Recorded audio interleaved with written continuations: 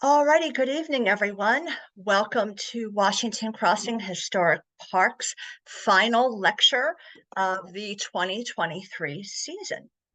I am Kim McCarty, and I am delighted to bring you one of my colleagues at the park, Colin Zimmerman.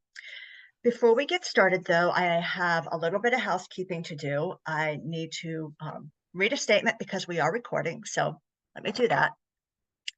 This session is being recorded for training and record-keeping purposes. By participating in this session, you are consenting to the recording, retention, and use of this session. At any time, if you have a question or comment, feel free to place that in the chat box and we will respond to you as soon as possible. If you would like to ask your question or to comment verbally, please note that by doing so, you are consenting to the recording, retention, and use of your statements recorded as part of this session. Now, that being said, actually, we're not going to unmute anyone except for Colin and myself. So if you have any questions, please feel free to put them in the chat box and we will address them at the end of the program.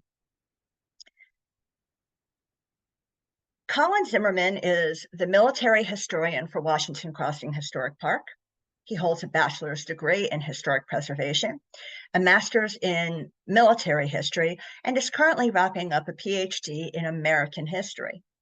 His work looks at and deals with Army sustainment, logistics, strategic concepts, and the overall experience of how armies operated in the American Revolution. Mr. Zimmerman continues to write articles and other works for scholarly journals, teaches a class on the Revolution at Bucks County Community College, and has lectured on various topics relating to the conflict at other venues. And you may notice I've put in the chat a couple of links to some articles that he has written in the Journal of the American Revolution. It's an online publication and there's no paywall, so anyone is able to read it free of charge. So I invite you to do that. With that, I'm going to turn this over to Colin Zimmerman. Welcome, Colin. Hi, thanks, Kim, and hello, everybody, and thanks for coming out tonight. If you folks give me 1 second, I'm going to share the screen here, and we'll get right into it. Let's see.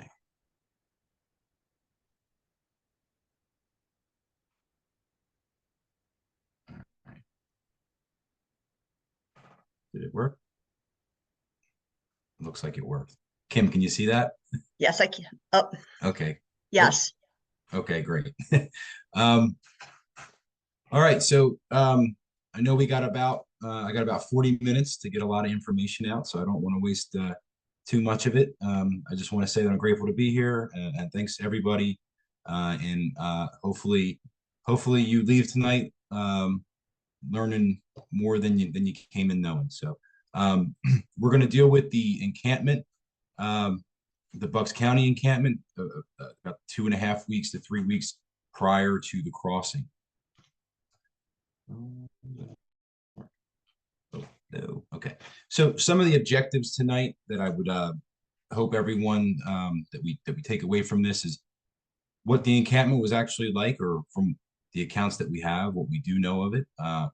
What are the conditions that the Continental Army faces, particularly, and how does it affect the sustainability in terms of remaining in the field, and how it operates and what it realistically can operate under. What are the strategic designs behind the encampments? Believe it or not, there are some. And how does the experience in the encampment impact the strategic and tactical decisions made during the winter campaign of 1776? So this refers to the crossing, the battles, both battles of Trenton, Princeton, and some of the events that take place before and after what we refer to as the 10 crucial dates. All right, so these are the objectives that I'm going to hope that we this lecture kind of rallies around and helps to prop up or explain more in depth. All right, these are some examples. The next few slides are examples of what a traditional encampment was supposed to look like in 18th century armies. Now, each one of these examples comes from European armies. This one happens to be the British in Philadelphia a year after the winter encampment of 76, 77. But just to give you some examples of how vibrant and how lively these places could be or were supposed to be. So this one's the British. This one, I'm not exactly sure. I believe it might be France, but just to give you more, well, could be British too, but just to give you a more in-depth view of kind of life inside these encampments, not too bad, considering, 18th century and being on campaign. At least the image propagates, a lively place. This is a Prussian encampment from the Seven Years' War, so about 10 years prior to our revolution. And again, the vibrancy, the color, and the fanfare of it. Okay, so when we think encampments, this is certainly what George Washington's thinking. This is what other continental officers would experience or thinking. This is how they want to establish a camp. So just from the images, you can tell a few things. There's a lot of moving parts that go to these, and they take up a lot of space. And of course, where you want to place your encampments, whether we look at all of these, want to be placed in an area that's advantageous to the encampment itself and its sustainability. Okay, so these are just some examples. All right, here's some more close-up examples of some of the different, things that can go on in the encampment too. Okay, so with that notion in mind, what's going on with the Continental Army in November and December of 1776? So the condition of the Continental Army from the beginning of the retreat through New Jersey to ultimately when they arrive in Bucks County is one of, the army begins to unravel, right, as they come through New Jersey, right? But prior to this retreat, these soldiers that are in the Continental Army had experienced, many of them had been in the campaign from Boston and had marched down, but all of these soldiers present with Washington on this retreat had fought through New York, and that includes a lot of disasters for the Continental Army. So the Battle of Long Island, Kips Bay, Harlem Heights, and so on up through Manhattan. So the Continental Army had met with nothing but defeat. Ultimately, the loss of Fort Washington and Fort Lee precipitate Washington to retreat through New Jersey and find a new terrain of defense. So the frequent, indeed constant complaints of the men for want of provisions upon any move, which is necessary for them to make, induces the general once more to desire the commanding officers of regiments and corps to see that they are never without 3 days provisions ready dressed by them. So that's coming from General Washington. So a lot of these accounts that we're going to construct this encampment with, they come from very few precious sources. And I would love to have written, documentation or some kind of narrative from every soldier present, but the reality is we don't. And most of what you're going to see tonight, I have based off of, only a handful, maybe 7 or 8 different diaries and sources. Fortunately, we have a lot of the correspondence, but with each one of these sources that I'm not going to read every single one tonight. I'm going to let you guys kind of read some on your own, but each one of these sources is going to highlight an underlying condition of this army. So the fact that George Washington has to cut an order, saying that it's up to the officers to ensure 3 days provisions is a nice gesture, but the reality is a lot of these soldiers don't have these opportunities, right? They don't have the opportunity just to easily get rations and cook food, right? And this is going to be a consistent thing, whether it be through food, clothing, shelter, provisions, or anything else with this army as we go through this encampment. The tents are to be repaired and to put in the best order against another season, as all articles which may require the like will admit of it also should. So again, General Washington, and he's writing to Mr. Schriever here, but there's this realization, right, that we don't have unlimited supplies to just make stuff to forward it to the army to sustain the army. So whatever we have, let's take care of it. If something can be fixed, let's fix it and repurpose it.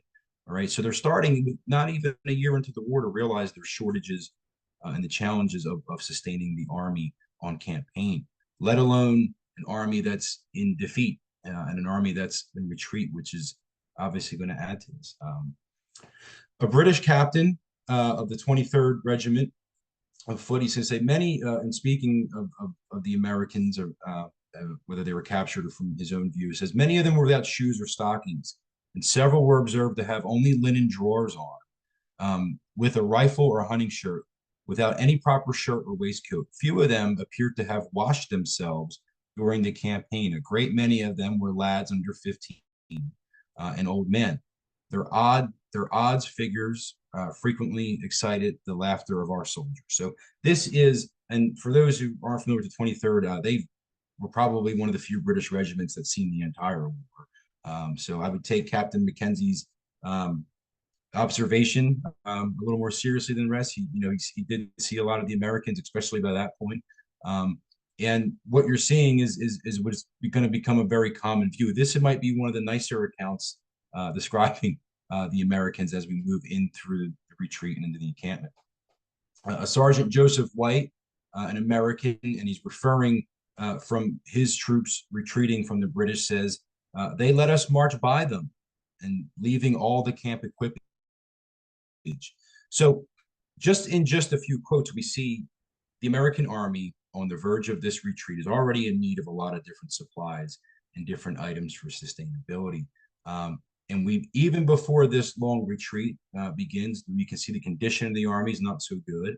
And we can see the supplies and the needed equipment is already being looked at as being repurposed and repaired. And yet we see in the last segment there that we left all the camp equipment. So this is going to be kind of this is going to plague the Continental Army as we move through. All right. The pressing necessities of our troops induced the council to send persons round the city of Philadelphia to demand blankets and stockings for their use, with authority to take them when refused, paying a reasonable price for the same. Should your excellency approve the measure, we would recommend it to you to send out detachments through the counties of Bucks and Philadelphia and take blanket stockings and such other necessaries as the inhabitants can spare. That's from George Washington to Mr. Robert Morris, and we'll talk about Mr. Morris a little bit later on. But as this retreat, as this army begins to move through New Jersey, it's quickly recognized that the new base of operations, right, the new supply hub for this army is going to have to come from Philadelphia in one shape or another. So the fact that George Washington recommends to Robert Morris to demand blankets is showing the desperate nature, right? Because we're fighting a war of independence. We're fighting a war that needs to remain popular in the minds of the people. And that becomes a very delicate notion to work around if you're trying to be an army who needs supplies, needs equipment, needs to sustain itself, but you need to keep a population on your side. And certainly taking things or demanding things from the people you're supposed to be shown that you can protect isn't exactly the best public relations you can have. But the fact that George Washington's willing to take the risk and ask Robert Morris to demand these things clearly shows that the army itself was in great need, and the sustainability of the army is going to outshine or outweigh the public opinion, at least for that moment. Okay. All right. So an army in disintegration. So as this retreat, right, goes day by day, the weather begins to be November weather and raining and muddy and just the general terrain of it. But Lieutenant Enoch Anderson of the Delaware Regiment, which is supposed to be, in many opinion, my own too, is the best regiment in the Army at the time. Okay. So Lieutenant Anderson is going to say, in the afternoon, the British appear on the banks of the Raritan River. A severe cannonading took place on both sides, and several were killed and wounded on our side. Orders were now given for retreat. It was near sundown. Our regiment was in the rear. Colonel Hazlitt came to me and told me to take as many men as I thought proper and go back and burn all the tents. I went and burned them, about 100 tents. So if we remember back to the earlier slides and we see the size of what they would call these A-frame tents. They're designed to sleep about between 6 to 8 soldiers in them, so they're pretty big tents. So 100. I'm not a mathematician, but stick 6 or 8 men times it by 100 tents. That's probably a division's worth of soldiers, if not a brigade or 2 brigades. Okay, that's a lot of tents. Why do they burn them? Right. So why do we go from this need to repair the things, this recognition of that we don't have the amount of supplies, to now we're just going to openly burn them? Well, you're on a retreat. The British are catching up fairly close, and the American Army's feeling the pressure. So it's a hard decision to make, I'm sure, but it becomes a necessary decision to lighten the baggage, right? As we refer in the military terms, your baggage, your wagons, all these things you carry, they slow you down when you have to march fast. So they burn them, right, lest they fall into British hands. Lieutenant James Monroe, who's 18 years old at the time, he's going to say, I happened to be on the rear guard at Newark, and I counted the force under his immediate, so his being George Washington's immediate command, by platoons as it passed me, which amounted to less than 3,000. So for some context, back in August 27th of 1776, General Washington has about 20,000 soldiers available for duty in Long Island through New York. Less than only, what is this, 2-3 months later, he's got 3,000. And they're certainly not from battle casualties, all of them. Some of them are, of course, but a lot of these soldiers of that 20, go home, they desert, they leave, they give up on the cause, or they begin, a lot of them, I would imagine, begin to feel the hardships of not having tents, not having the proper clothing, not having the proper food. So as we see with any kind of study throughout military history, when an army's not being supplied to the degree that it needs to function, well, the soldiers start to leave. They take matters in their own hands. So the 3,000 or so men that are left, and it's a little bit more than that, but this is just what Monroe's able to see. These 3,000 to 5,000 men that are left, these are the men that are dedicated to the cause, right? For one shape or another. So that's going to be important to the story of the encampment, and why the soldiers, at least that go through it, are willing to endure it. So that's what he's seeing in the beginning of the retreat. Not a good omen for the Americans, right? The clothing itself becomes important to the sustainability of the soldier. So it's the most pressing concern for the survivability of the Continental Army. So notice I said not the militia, right? Militia soldiers are, and that's gonna come into play here in a little bit. But the Continental soldiers, meaning the soldiers that are in George Washington's army, the soldiers that have fought through New York, that have been on the retreat and all that. So their clothing, by the time they reach Bucks County, is completely destroyed for all its serviceable wear. Okay. Now, if you can, I don't know if anybody remembers exactly what they were wearing on August 27th, right? I always like to use that because that's the Battle of Long Island. But picture what you were wearing around that time, and picture if it was tonight, because the Continental Army arrives to Bucks County only 3-4 days from now. So picture wearing that same outfit every day, sleeping in it every day, everything that, and you haven't really showered or bathed a whole lot. Okay. Imagine what that's going to look like all this time later, and what it's going to smell like, and what it's going to feel like on your body. So the Continental soldiers are wearing that clothing, which happens to be their summer clothes, lots of linens, lots of lighter material. Okay. But that's great when it's August and September, but it's not so great when it's November going into December. Okay. There's no consistency with reissuing items. We see a lot of great letters. We see a lot of requests for supplies. We see regulations that these states are supposed to follow, but there's what can be written down, there's what they want, and then there's what these states what they can do in reality. There's supply issues, there's road network issues. There's a lot of issues in 18th century colonial America that can preclude soldiers from getting needed supplies from hundreds of miles away. Okay. You have one bad day of weather, the roads go bad, that cart or that wagon might not be able to move for 2 or 3 days. Right. So there's, stocks of wool, things like that. So there's no consistency with reissuing items. Okay. As we've said, they were entirely desperate. And going into the winter, right, into any kind of, hard weather campaign or camping conditions, your clothing is going to have a lot to do with what you're able to do and how long you're able to survive. I think one of the most dramatic accounts comes from Charles Wilson Peale, who's a member of the Philadelphia Associators. And he says, suddenly a man staggered out of the line and came toward me. He had lost all his clothes. He was in an old dirty blanket, jacket, his beard long, and his face full of sores, which so disfigured him that he was not known by me at first sight. Only when he spoke did I recognize my brother James. James Peale is a member of Smallwood's Maryland Regiment. For those that know the Immortal 400 or the Great Stand at the Battle of Brooklyn Heights, this is a good regiment. They'd seen hard service. And the fact that Charles Wilson Peale, this is in Trenton on December 7th, doesn't recognize his own brother immediately, kind of gives you some insight on how hard or how distraught this army looked. Another soldier who's going to come into the encampment at a later time is going to John Greenwood, who's part of the 15th Continental Regiment. They're part of the American force that was sent to Quebec earlier in the year. And he's going to say nearly half dead with cold for the want of clothing. As putting the storm to one side, many of our soldiers had not a shoe to their feet, and their clothes were ragged as those of a beggar.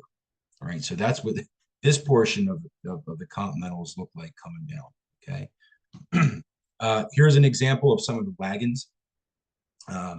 This is how an 18th century army moved. If you couldn't carry it on your back, you threw it into a regimental or company wagon. These are typically pulled by horses, in this case, oxen, which is more common. Great when the weather's dry, great when the roads are macadamized or the roads are dry. But as you can see, wooden carts, there's a lot of things that can go wrong.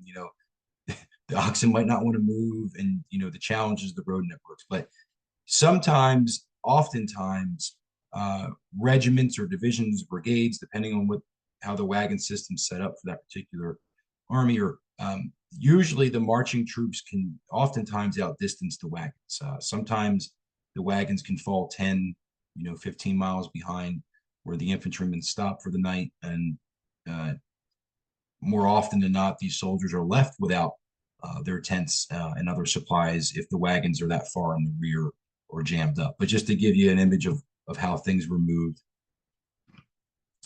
Here's some examples of some of the clothing that would have been present on the Continental soldiers in 1776. So on the left-hand image, you'll see the basics of where the soldier's kit is. You have a shirt, breeches, stockings, waistcoat.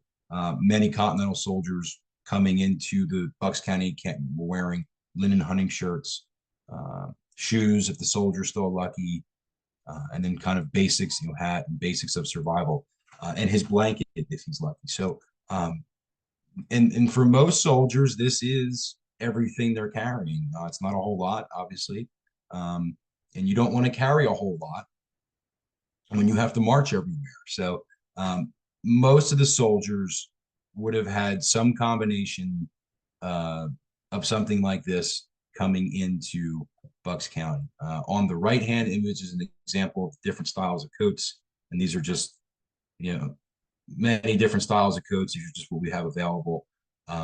Neither of them really offer soldiers much comfort in cold weather. The wool jackets are a little bit better than the hunting shirts, but even the wool jackets have open fronts that leave the body exposed. All right, here's my personal favorite image of the Battle of Trenton. And I think it really, of all the paintings I've ever seen, I think it really captures whoever the artist really understood what these soldiers would have looked like. And again, more like a homeless mob than a professional army. But what it shows is their ability to survive. All right, so this brings us to the beginning of the encampment. So soldiers that look like this on December 7th through the retreat are going to now arrive on the 7th and begin to cross into modern day Morrisville. James McMichael and his regiment, the Miles Rifle Regiment, which has been combined with Atlee's Musket Battalion. All right, they're going to be the last. They're going to be the rear guard in Trenton. They're going to finally cross over on December 8th. The key of what he's going to talk about, though, more than anything, is the last sentence. Is here we remained in the woods, having neither tents nor blankets. Now, James McMichael and the Miles Rifle Regiment is part of the same brigade of the Delaware Regiment who burnt those 100 tents, about a week before this. So, if you've ever been to Summer Seat in Morrisville, the Army, Washington's going to occupy that. The Army literally just kind of surrounds that property. When we talk about the 18th century, we talk about woodlots. This is what remained in the woods, having neither tents nor blankets. These are the types of woods that he would have been referring to. So when we talk about woodlots, we talk about these small copses of trees. Sometimes they're bigger, sometimes they're smaller, but generally most of the area is clear cut. Here's an example of if you had been in Bucks County in 1776. Certainly there's parts of it that are like this if you're from the area, but for those who aren't, this is generally what it would look like. A lot of clear cut, maybe some woods in the background. Not great if it's December and you're poorly clothed and it's wintertime. Now you got to live out here. Not great for the soldiers. These are some examples of, I think 1890s. This is Newtown. Again, I liked it because it kind of shows the openness of the area around Newtown. And this is the bulk of where the Continental Army is going to be encamped in 1776. But just to give you an example of the openness, here's another one of Morrisville around that same time. Again, just shows you the kind of the openness of Bucks County, a lot different than what it looks like now. All right. Here's an example of the brush huts that McMichael talks about. Again, they throw boards together, throw them together in the woods. If there's straw available, they'll throw that in there. There might be a few blankets available. And that's the other thing. A lot of these men have lost their blankets and things like that. Some of those become burnt for different reasons or left behind for whatever reason. So it would have been nothing to see 10 or 11 soldiers in the space of a hut like this, simply gathered together for warmth. But more than anything, I'm sure it smelled horrendous. These soldiers, having not bathed in months, enduring all the hardship, had a lot of different diseases on them, lice on them, other vermin on them, and they're consistently sharing that in here in Bucks County as they're trying to survive.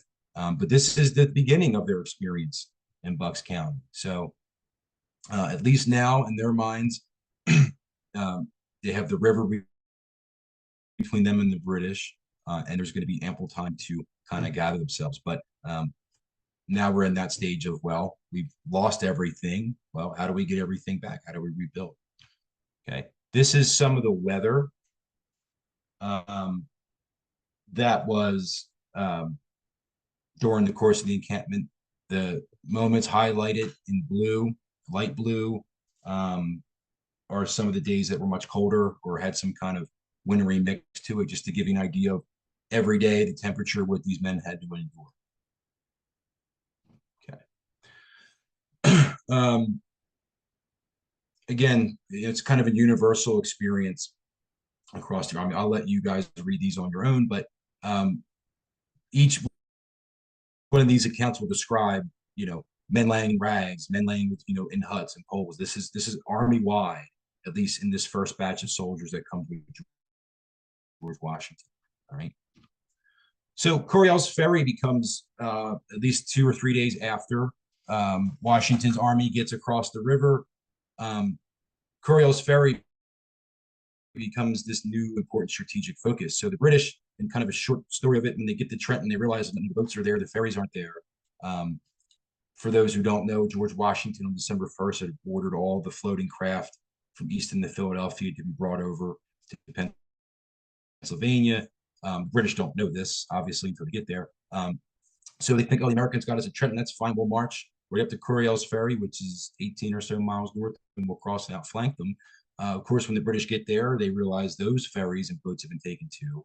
And Washington becomes really concerned with this flank, and this shows through a lot of his writing. This is going to be his left flank or his northern flank of the army, right? So Washington, in an effort to, in this realization, dispatches 2 brigades up there to man that sector. The first going to be Fermoy with 2 regiments, and then Sterling's brigade of 4 regiments. And Fermoy is going to go to what's known as the Old Fort.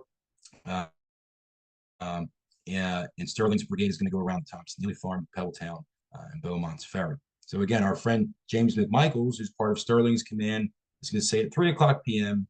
On December 9th, we marched from our encampment near Trenton to Thompson's Mill, near Curiel's Ferry, where we encamped, our quarters being in the woods, the frost very hard. So we go from the same kind of encampment conditions at Summerseat to Thompson Neely Farm. And again, they're rebuilding these huts.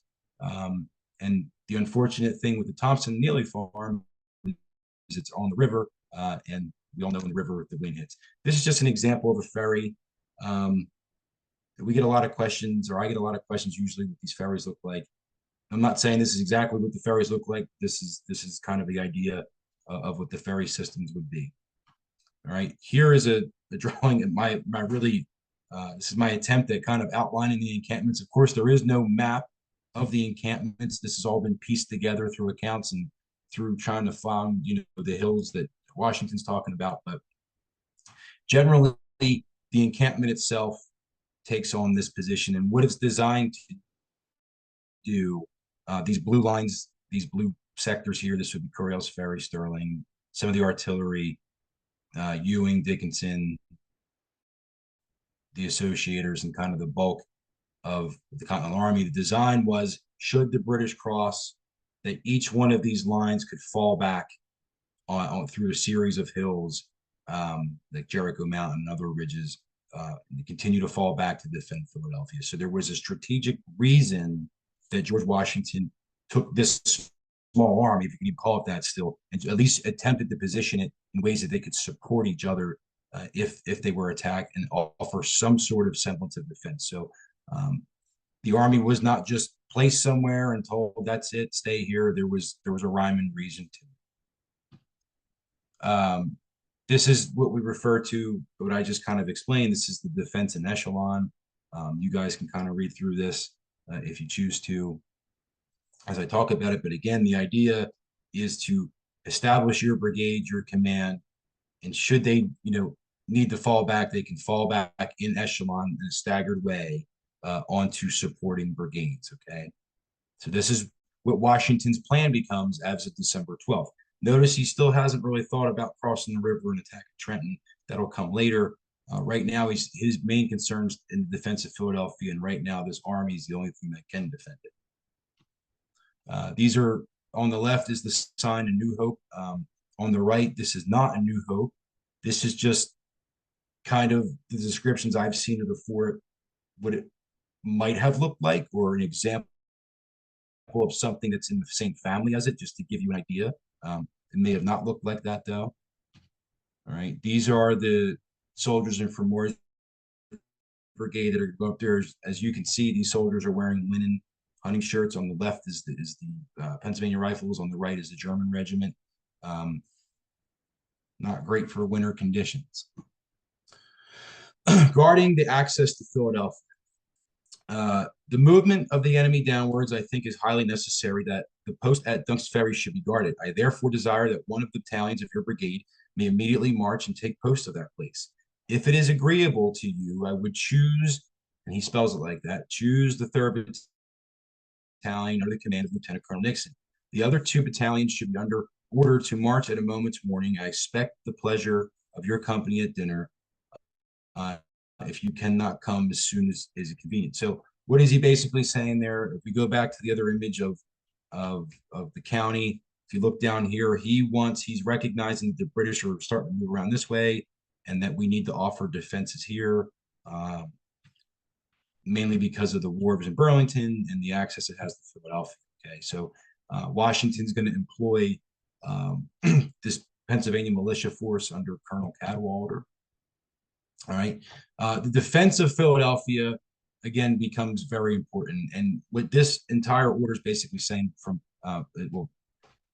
General Putnam, who's in charge of Philadelphia, to Washington, he's describing basically the efforts that they are taking to defend Philadelphia, whether that's through recruitment of militia, whether that's through establishing front lines and fortifications and things like that. Okay. This is what a lot of the people in Philadelphia were doing in the days. This image is Bunker Hill, but it's the same kind of example of the earthworks that would have been thrown up along the Schuylkill River and other points in Philadelphia. Sterling's front. So for those that are familiar with the Thompson-Neely farm and that area, we're very fortunate to have two accounts or a couple accounts that survive from this encampment, but one of them is Major Enyon Williams, who commands the forces, the Pennsylvanians that are there. And he says, our men lay in huts made of boards in a rough manner. The men are barefooted and very thinly clad and have not received pay in 3 months. Our men lay in our huts, out of huts made of boards. And, oh, okay. Sorry, I put that in there twice.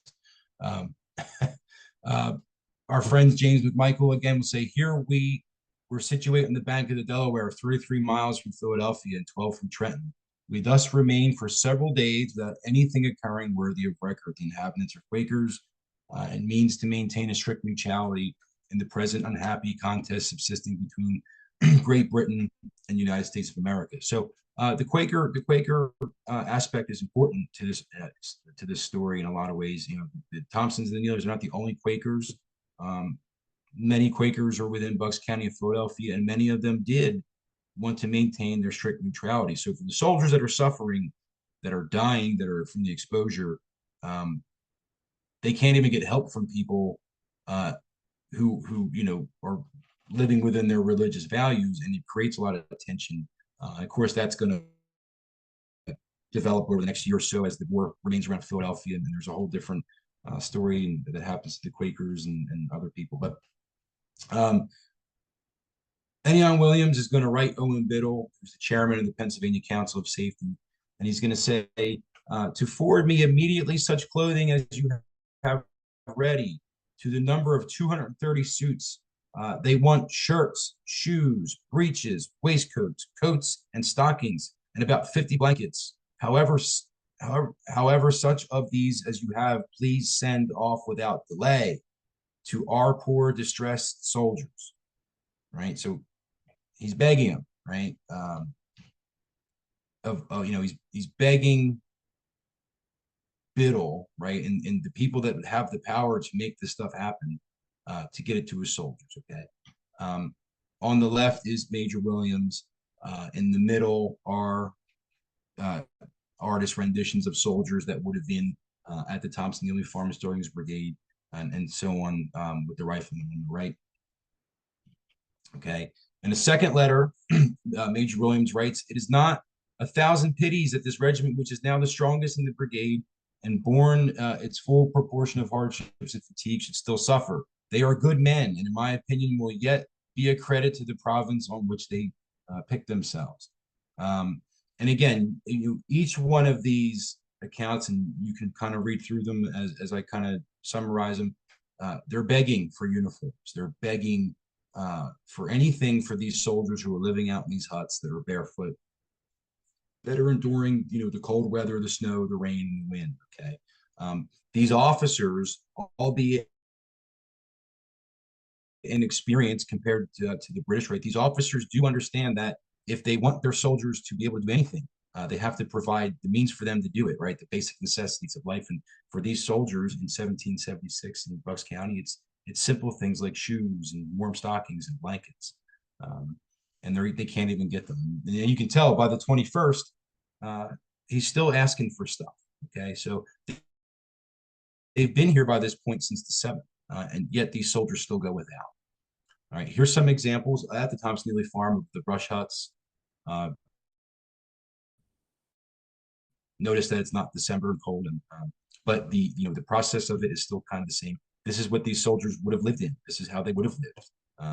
Not exactly ideal from the 21st century mind, but these were the committed men, right? That they're going to fight for liberty and they're committed to being here, and this is it. You would have filled their, soldiers would have filled their canteens, right? And even aside from the conditions of the winter and all that, just the daily use of local water sources and all the diseases that can go along with that and all the complications that go along with that, whether it's cold or not cold or warm, doesn't matter. Same thing. Soldiers, cook their meals over the fire. The shovels there is an added, we find plenty of accounts of soldiers using shovels to cook meat on and things like that. Lots of cross-contamination, lots of sickness, lots of diseases that are going to occur, not only in the war, but particularly in this encampment. Okay. The interior encampments is the one we know least about, at least as of now. This is going to contain, outside of Sterling and Fermoy, the other brigades of Washington's army. And again, they're going to be in the same general conditions as Sterling and Fermoy's men.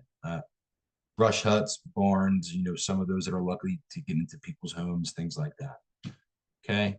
These are some of the soldiers from Virginia and Maryland, and again, hunting shirts, lots of hunting shirts. It's cold. Linen doesn't do too good in the cold. Bristol and the Chamonix encampments.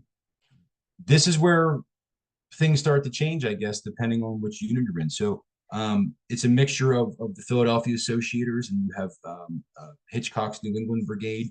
But Sergeant William Young, who's one of the Associators, is going to write on December 7th, so the same day that Washington's wing is coming over the river. He's going to say, we marched about a mile from the shore and pitched our tents, all pretty well. The following day, he joyfully recorded that, quote, got boards to floor our tents and cover them so as to keep out rain and to make it as comfortable as we could in this advanced season of the year.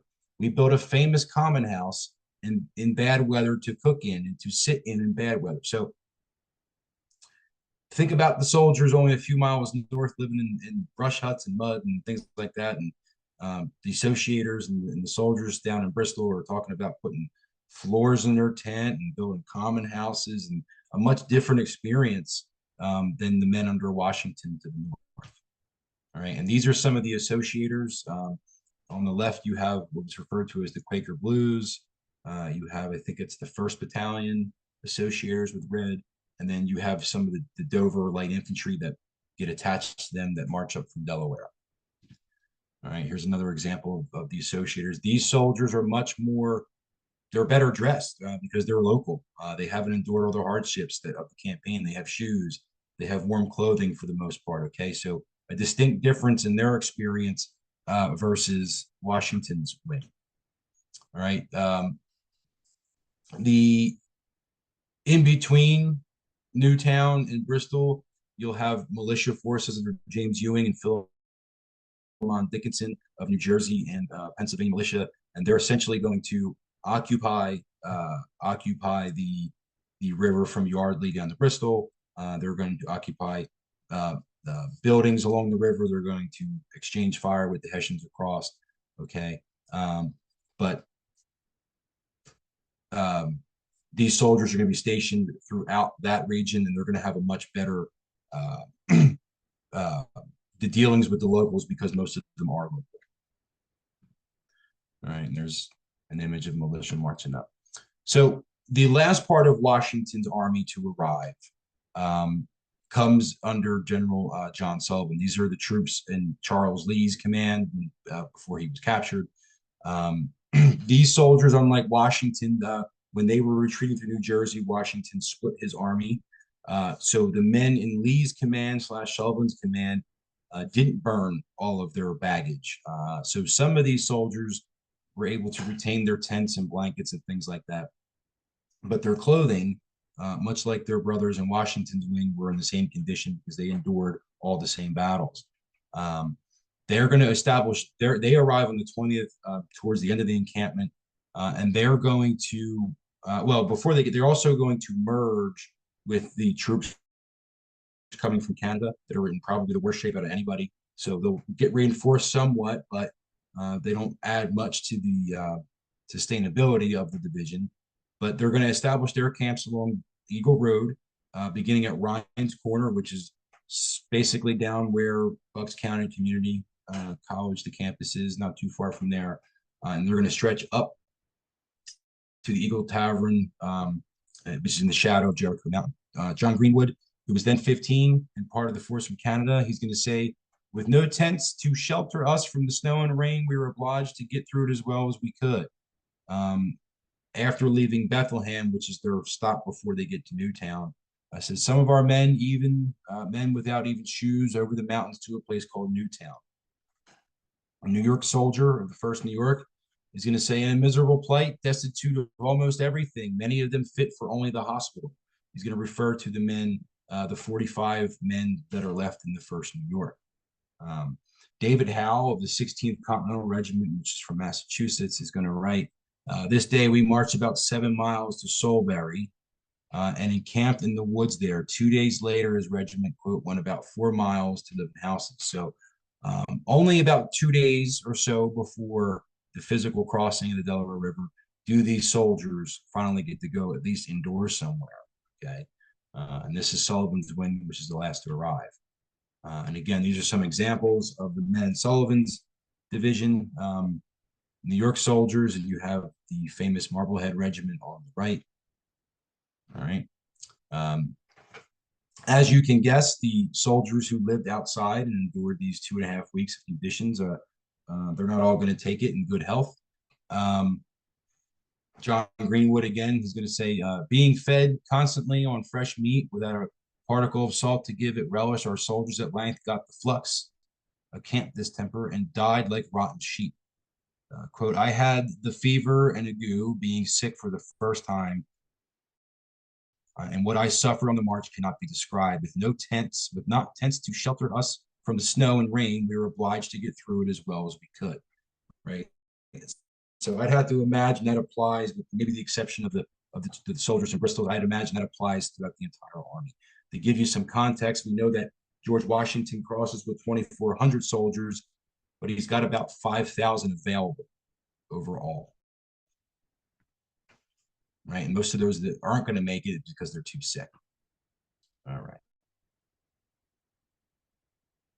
So one of the things that's going to happen right before the army crosses, and again, this is all going to apply to why George Washington picks the Christmas night to go, aside from the strategic things happening, but for the sustainability, they're going to receive the clothing. They're finally going to receive at least partial elements of the clothing and blankets and things like that. It's mainly going to come through the really hard work of men like Robert Morris and Owen Biddle.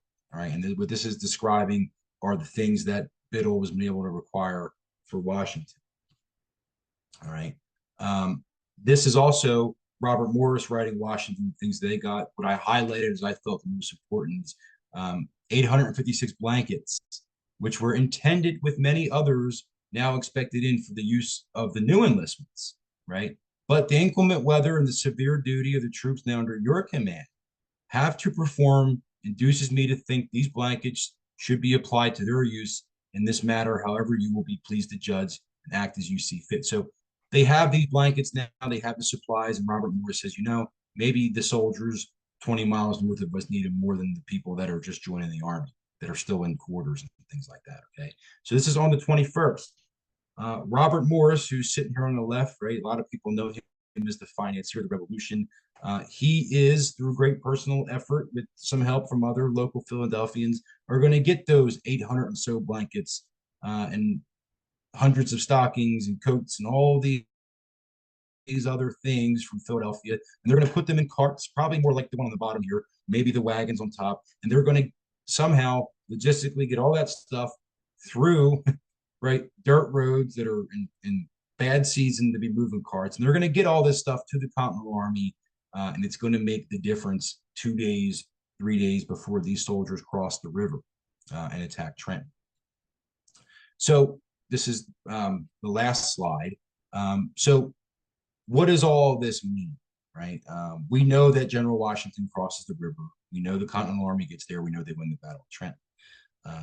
But when we look at the conditions of the encampment, when we look at the need of shoes, the need of blankets, the needs of all these things, how does that apply to the story of Trenton. How does that apply to what these soldiers did during the 10 crucial days? I mean, I think, if anything, I think it makes it even more miraculous that these men were able to pull this off, having lived in these conditions for 2 weeks. I also think living in these conditions made the difficulties of crossing the Delaware River on a frozen night and all that sustainable for them, because they were already used to being out there. They were already, for all numb to it all to a degree, right?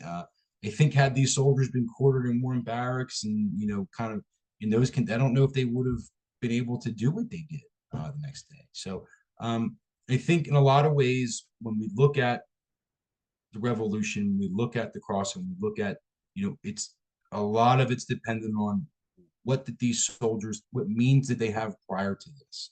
How does it apply? Does it, did George Washington make the right decisions? And certainly we know how exhausted the Army was, and he brings them back. And, you can be an armchair general and point fingers and say, well, they should have followed this up, that up, but could they have? When you have men without shoes, men who have dysentery, all these things factor in. So I think more than anything that their experience in the 2.5 weeks prior to that serves as this foundation, right? That the Army is going to learn that we can get to certain points, we can survive certain ways, and we can sustain ourselves in these hard, in really tough conditions, and still remain cohesive enough. So I think it's a lesson they're going to learn here, and it's going to manifest many times over throughout the rest of the war, and maybe into the American experience afterwards. But I want you, if there's one thing I want everyone to take away is this idea when you read about this stuff, and think about this, what was the realistic sustainability of the soldier, right? And I think when we look at images like this, it provides a whole new context on,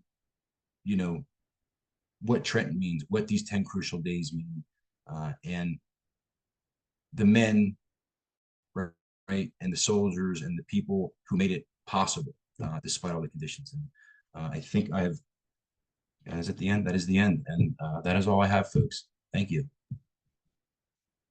Thank you, Colin, very much. That was wonderful. Thanks. So, again, if you have any questions, please put them in the chat. I, though, am going to take the privilege of the first question for you. So once the Army and its various encampments leaves their encampments and heads to the, well, in our case, of course, McConkey's, can you tell us a little bit about what these campsites looked like after the Army left?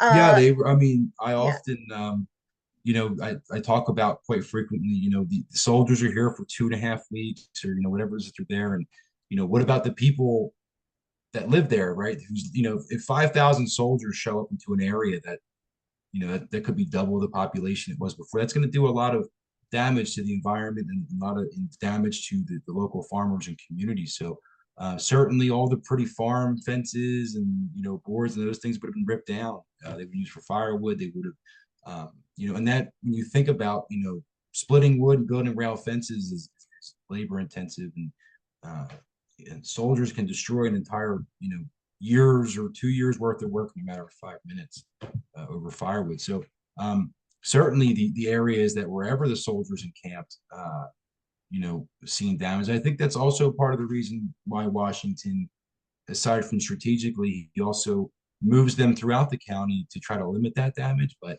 I mean, it's definitely something that, that you wouldn't want these guys camping in your backyard for any extended period of time. I'm sure that the Thompsons weren't too happy about it. I'm sure anybody in Newtown wasn't happy about it. But yeah, I mean, generally they left it, pretty trashed. All right, and we have a question here, and thank you for that. We have a question in the chat. Were soldiers taught how to make winter encampments, i.e., brush huts, etc., or is this a natural skill people would have known back in the 1770s? That's a great question. I want to say it's a combination of both. Um, as far as being taught, I mean, soldiers. There are examples of at least the British Army, the American Army, using these styles of brush huts. Especially if you look at the famous Paoli painting, um, you'll see the brush huts and all that kind of thing. I don't know if it's something necessarily there was a class on it, but it would have been ordered to do that, I'm sure. Sometimes it's going to be just in the effort to survive. I don't know if anything specifically is given to the Continentals in Bucks County, but we know it becomes a universal thing because it shows up, right, in different accounts across the Army. I'm sorry, what was that the second part of the question? Let me get it for you. Or Oh, was this a skill that people would have had? I think so. I think so, much more than we do today.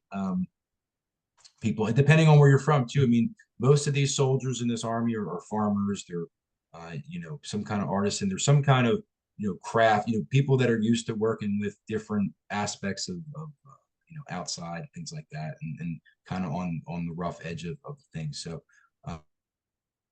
I think it's part of its skill, part of it's being told to do it. All righty. Do you get the idea that the encampment at Summerseat would have been behind the buildings and down the hill out of sight of Trenton? Or did they not care if the Hessians were aware of their presence?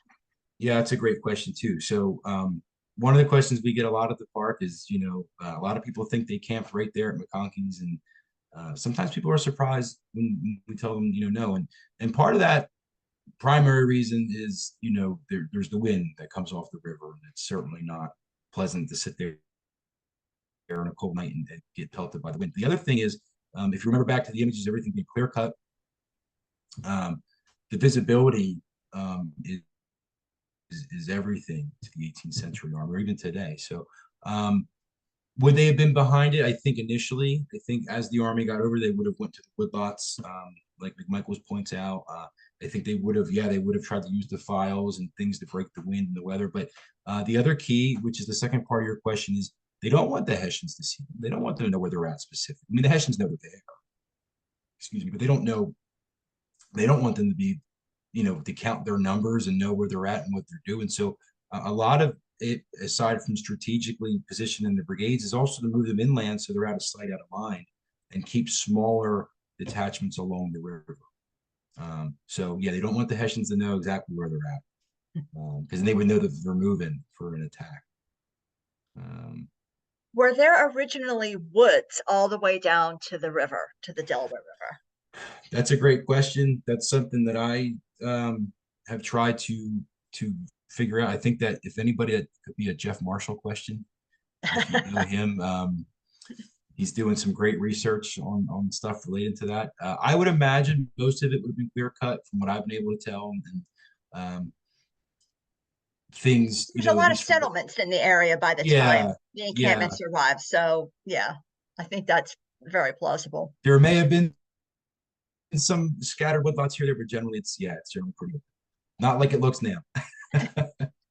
So where the owners of the property where the encampments took place, did they receive any compensation for the fact that the armies were there? Are there any any accounts, any primary sources that talk about that?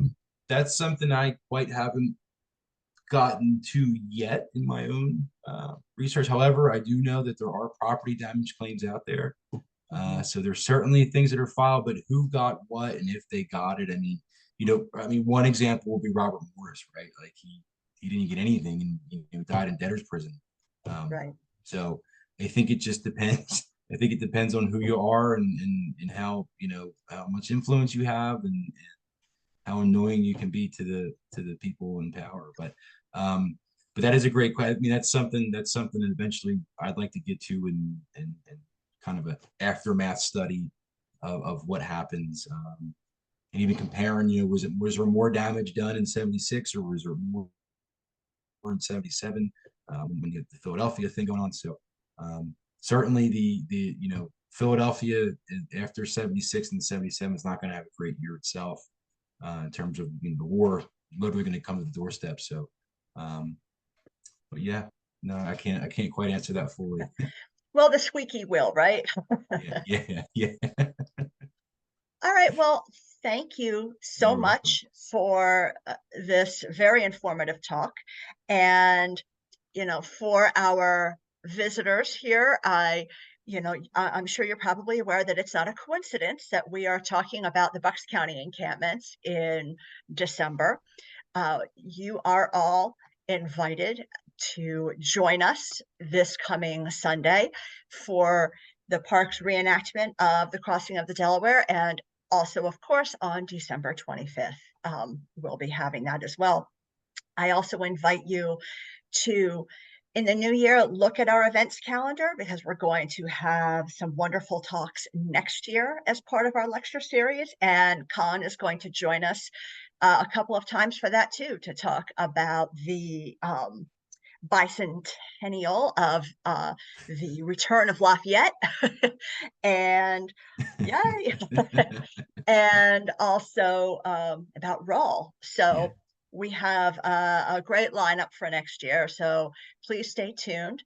And thank you all for joining us. And I hope to be seeing you later in December. Yeah. Thank you, everybody. Thank you all very much.